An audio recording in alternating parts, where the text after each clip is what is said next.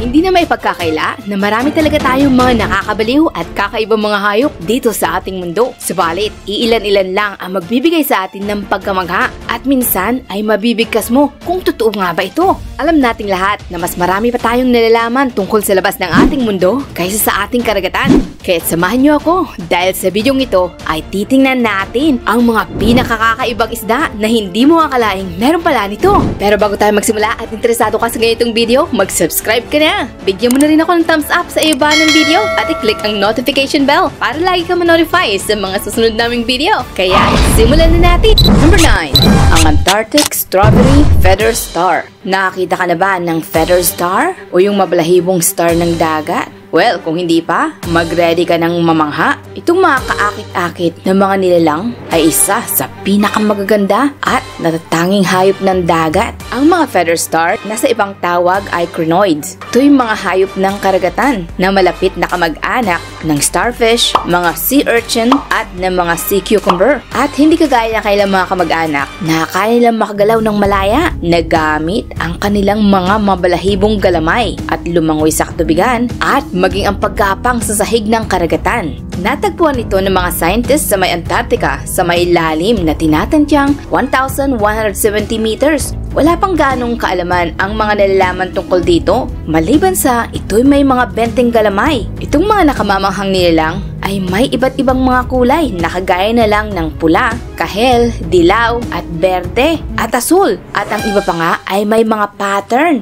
o mga batik-batik na kulay. Ang kanilang mga galamay ay kompletong nababalutan ng maliliit na malalagkit na mga balahibo na tinatawag na cilia. At ito'y tumutulong sa kanila na makahuli ng mga plankton at ng iba pang maliliit na organismo na kanilang pagkain. At ang isa pang pambihira dito ay ang abilidad na muling makabuo o muling maibalik kung sakaling ang isa sa galamay nito ay mapinsala o mawala na kaya nitong muling lumaki. Number 8. Ang Pink See-Through Fantasia.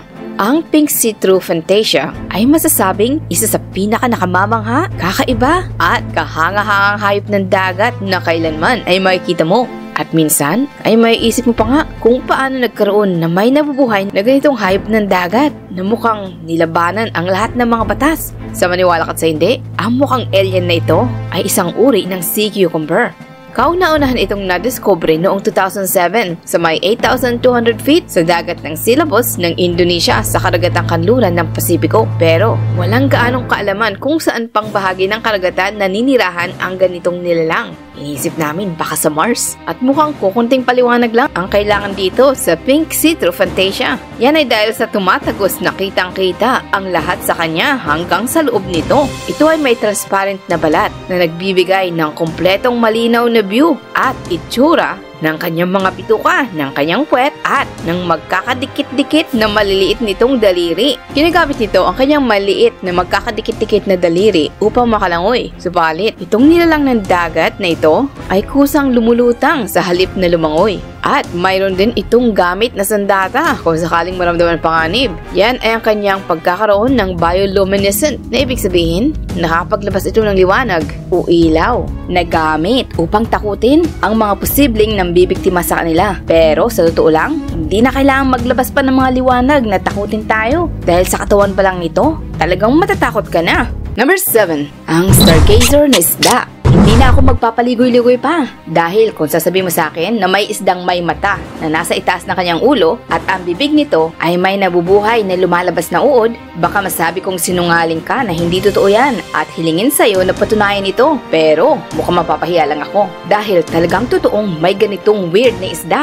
Kahit na dapat ay wala. Nagmula ang ganitong uri ng isda sa Uranus Gophidae family. Ang isdang ganito ay nabubuhay sa iba't ibang panig ng mundo, sa mga mababaw at malalalim na bahagi ng maalat na katubigan at may mga nakausling mata. At kung kulang pa yan sa kakatuwang itsura nito, ang bibig nito ay pataas rin na ang nasa loob nito ay may maliit na hugis uod na gamit upang akitin ang kanilang pagkaing biktima. At kung paano nilang nahuhuli ang kanilang hapunan ay makikitang kahanga-hanga. At dahil nga nakalugar ang kanyang mga mata sa kakatwang bahagi ng kanyang katawan sa itaas ng ulo, kaya ibinabaon nito ang kanyang buong katawan sa buhangin sa sahig ng dagat at saka biglang lalangoy pa itaas kapag nakita nila ang kanilang pagkaing biktima. Ang uri ng ganitong camouflage ay nagbibigay ng pagkabigla sa ibang mga isda na wala na silang pag-asang makawala pa. Number 6. Ang frogfish o ang isdang palaka.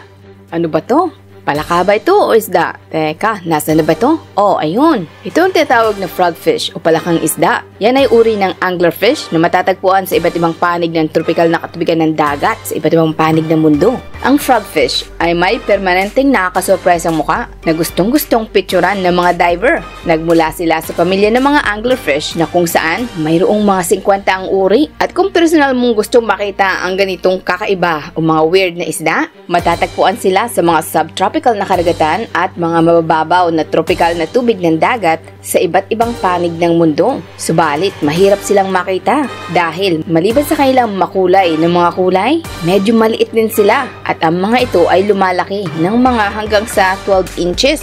Subalit, kung iisipin, ang kanilang itsura ay talagang weird. Well, maghintay ka na makita kung paano silang gumalaw. Ang uri ng ganitong isda ay may kakaibang mga pictorial fin o mga kakaibang harapang mga palikpik na sa halip na lumangoy ng walang tigil sa tubig ay naglalakad sila sa sahig ng karagatan upang makahanap ng pagkain biktima na talagang weird ang dating.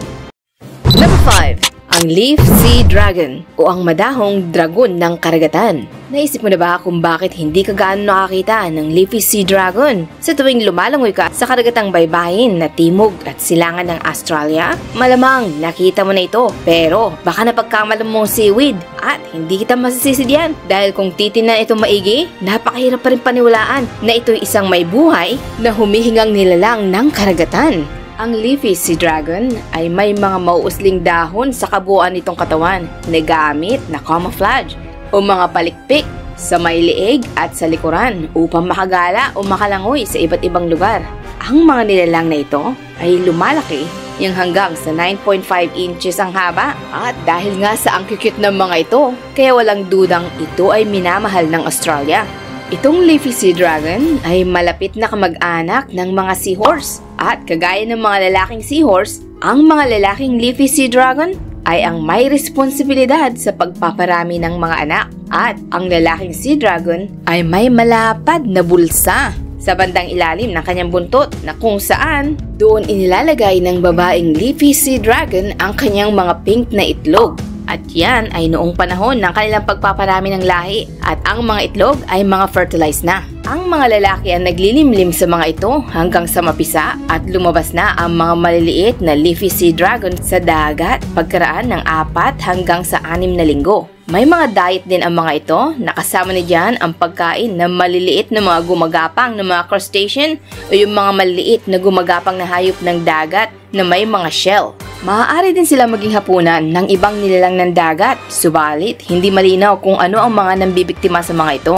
Pero ang mga diver na nakakita sa mga ito ang kumukuha at ginagawa silang alagang hayop. Ang katotohanan pa dito, noong papasimula pa lang ang 1990s dahil nga maraming nanguhuli sa kanila na gawing alagang hayop kung kaya't bumaba ang kanilang populasyon. At idiniklara ng gobyerno ng Australia na ang mga uri nito ay mga nalipol na o mga nawala na. At yan ay dahil na rin sa pinsala na dulot ng polusyon at pagkasira ng karagatan. Sa ngayon, ibinibilang na ang uri nila na isang endangered species.